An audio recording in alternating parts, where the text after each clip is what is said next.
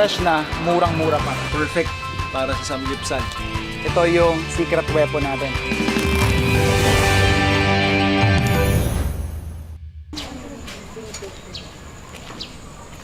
Maaga talaga akong gumigising para makatakbo-takbo o kahit makapaglakad-lakad.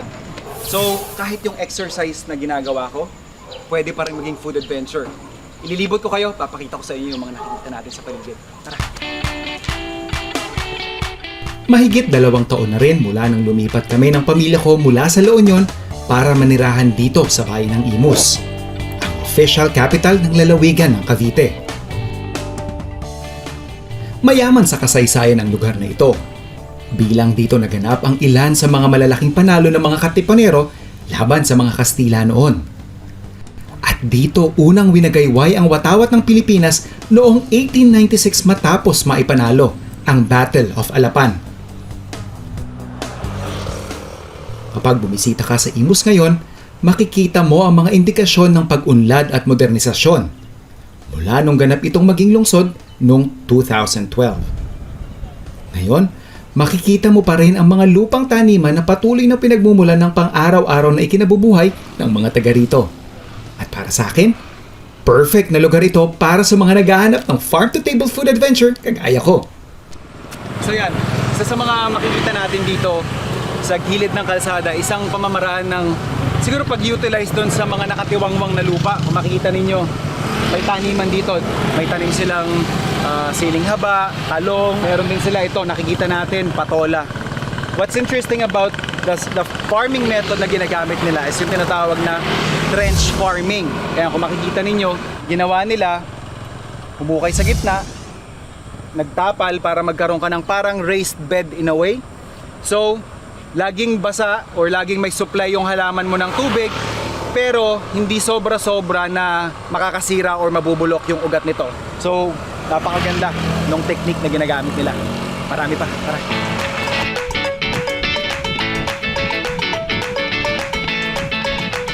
Yung farm-to-table experience, hindi mo kailangan may farm ka or may sarili. At the very least, may sarili kang garden. For me, yung experience is kung wala kang access sa, kung wala kang hektaryang lupa or wala kang mang siguro space para makapagtanim ng sarili mo, at the very least, kilalanin mo yung community mo. So ito yung jogging path natin. Makikita natin, andun si Kuya, nagtatanim siya nung kamote. And ito, sarili nilang tanim na nasa community lang namin. Ayan, fresh na fresh. Meron din tayong saluyot. Ayan. So ito yung mga access natin ng healthy, pero ito yung pinaka the best kasi dito. Mura at fresh.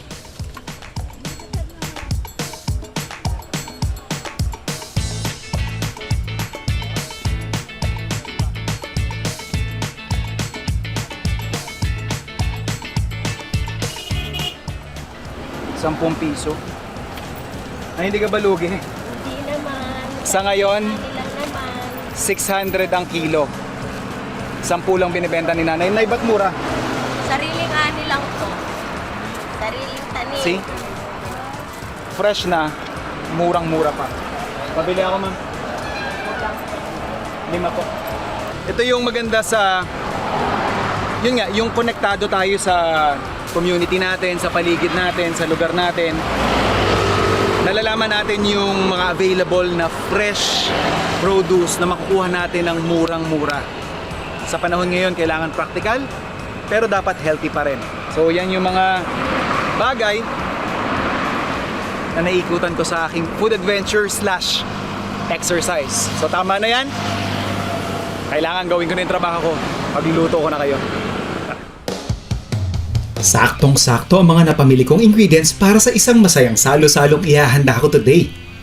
Dahil binisita ako ng farm-to-table family ko rito mismo sa bahay namin sa Imus.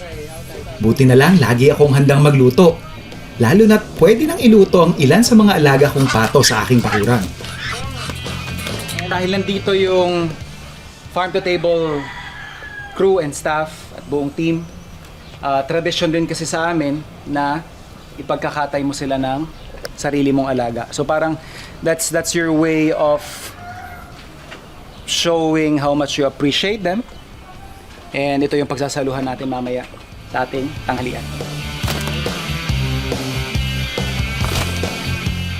Typically, pag magluluto kayo or magkakatay kayo ng manok, pato, or anything na may balahibo, ang karaniwang ginagawa is binabanlian ng mainit na tubig. Pero ito nga, I think pwede mo siyang i-link sa traditional dish naming pinikpikan.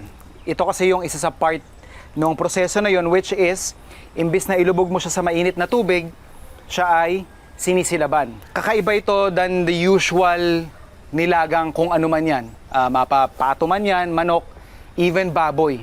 So meron tayong kaunting apoy na nangyayari sa ilalim. Kung meron naman kayong torch, pwedeng gamamit. Yan.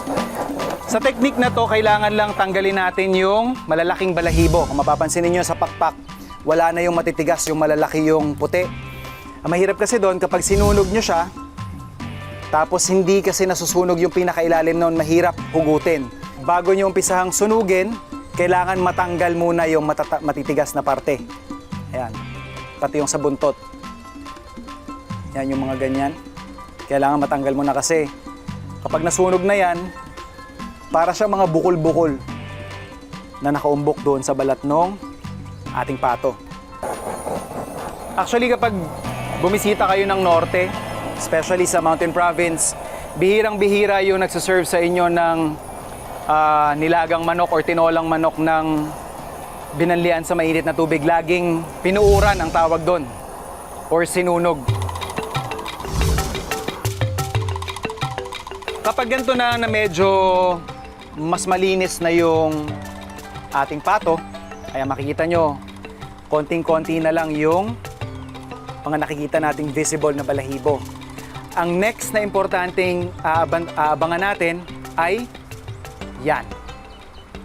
Yung nagmamantika na yan. Importante na makita mong kumikinang-kinang na yung balat nung iyong manok or pato sa mantika. Kaya importante na hindi masyadong malakas yung apoy mo to the point na mapait na yung kalalabasan.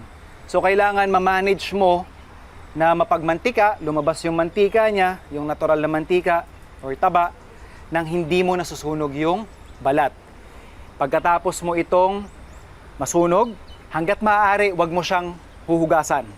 Wag mo siyang babalnawan kasi sayang yung flavor na nandun. Pero pag sa tingin mo masyadong mapait, then sige, bawasan mo lang siguro or linisan mo ng mabilis at hindi totaling matatanggal yung lahat ng itim na pag chinap mo siya or ginayat mo is parang normal na lang ulit.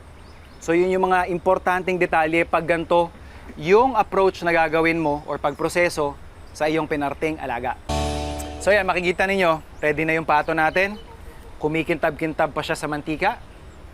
And iluluto ko siya. Supposedly, dapat pag traditional yung approach ninyo, iluluto nyo siya ng low and slow. Pero mas gusto ko ng mas mabilis, iluluto ko siya sa pressure cooker. So papartihin lang natin into portions. Okay na yung portions natin. Yung ibang sahog na lang ilalagay natin. At saka syempre yung stock or tubig. And speaking of ibang sahog, ito yung secret weapon natin. Ito yung aking ginawang itag. Siguro more or less mga 8 months na to. Nasa ref namin dahil cured siya sa asin, kaya niyang tumagal lang ganon. Tapos nasa loob pa siya ng fridge. So pwede natin siyang gamitin. So medyo mag-aalalay ako sa pagtitimpla ko ng asin dito kasi ito mismo may taglay na siyang alat. So siya yung magbibigay nung umami at parang yung alat na profile doon sa ating dish. Or the way you use it is ikakat mo lang siya. So yan, makikita ninyo yung namumula-mula na yan parang hamon. Ibig sabihin yung asin nanuot sa loob at na-cure or na-preserve niya yung karne natin. So kakat lang tayo. Aside from umami, it gives a pleasant funk doon sa ating dish. maybe to some it might be an acquired taste, pero the only way I can describe it is masarap. So ganyan lang karami. Halo na natin. And then we'll season it with some salt. And lagyan lang natin ng tubig. So okay lang din naman na kahit hindi mainit na tubig yung ilagay ninyo. Especially kung gusto mo yung broth niya is mas malinaw. Pero again, pag medyo nagmamadali ka, kung gusto mo ng mas practical, mainit na tubig na yung ilagay mo. Yun lang, pinaka-downside niya is hindi ganun kalinaw yung magiging sabaw mo. Meron tayong ihahalong gulay. Pero mamaya na yon pag almost cook na yung ating karne. So papasok ko lang to sa ating pressure cooker. I'll give it siguro an hour. And then balikan natin para ilagay naman natin yung ating mga gulay.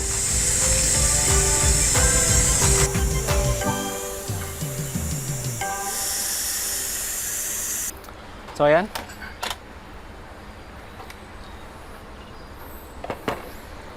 Check natin kung gaano kalambot.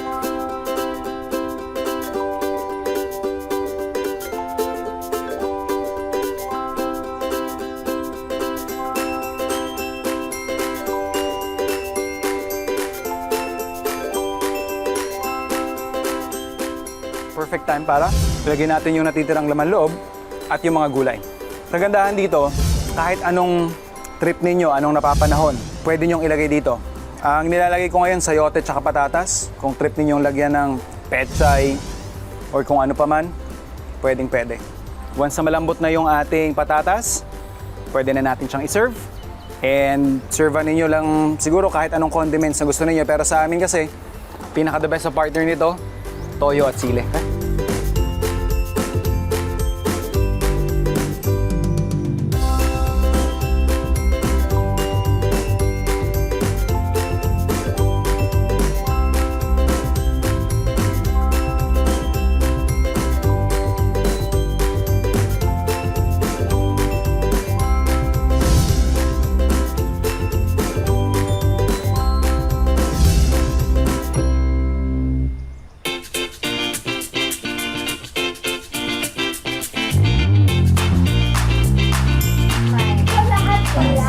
Pangatlo niya na yan.